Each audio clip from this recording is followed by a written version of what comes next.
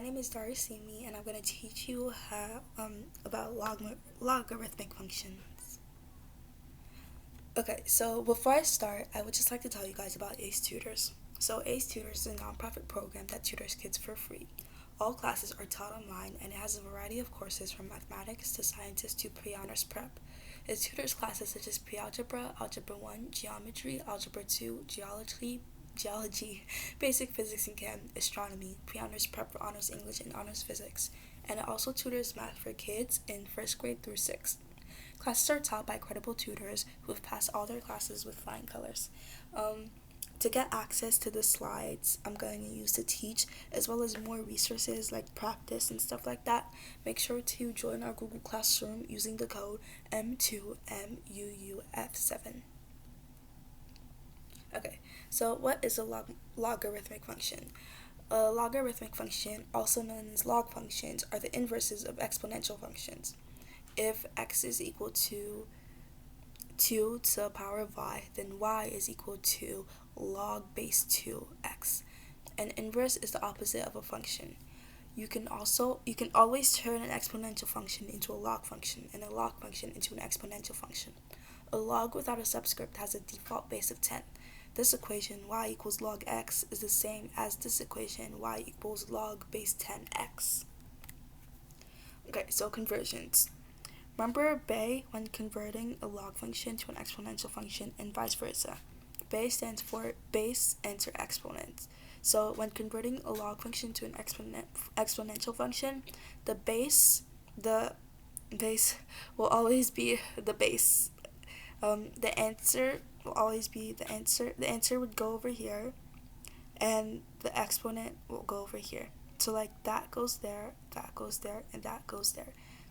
It just tells you the order you should put everything in, the values in, when converting from log to exponential function.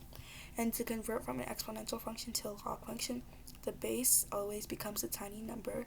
The exponent is always going to be the equal to what the log function is equal to, and the answer is always going to be the bigger number next to the base. Okay, properties of log functions. When two terms are multiplied in the original log function, you can expand it by separating the terms and adding them together. So like log base a m multiplied by n is also equal to log base am plus log base a n.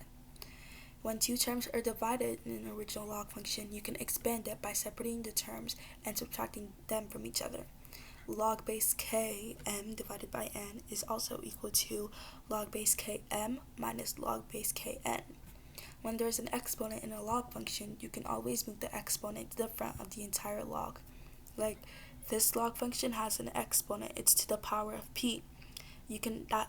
That can also be equal to p multiplied by log base am.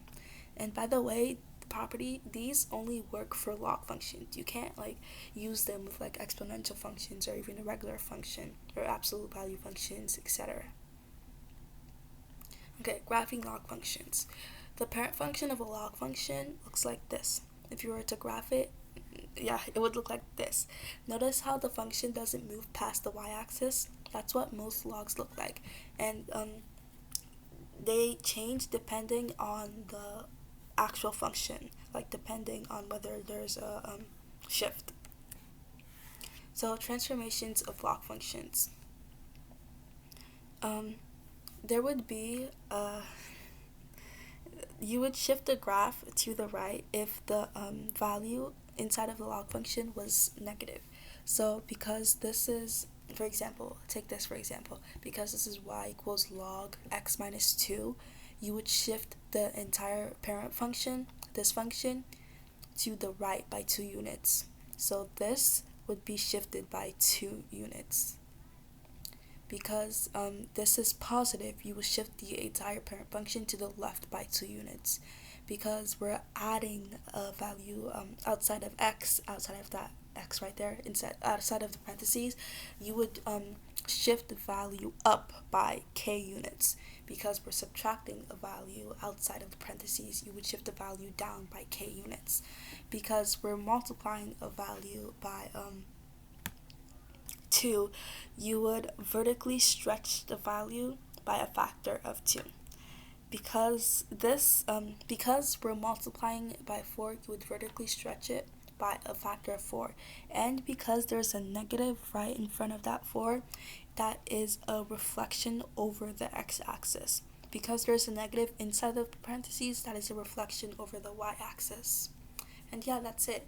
Thank you for listening, and make sure to join Ace Tutor's Google Classroom. Again, the code is M2MUUF7.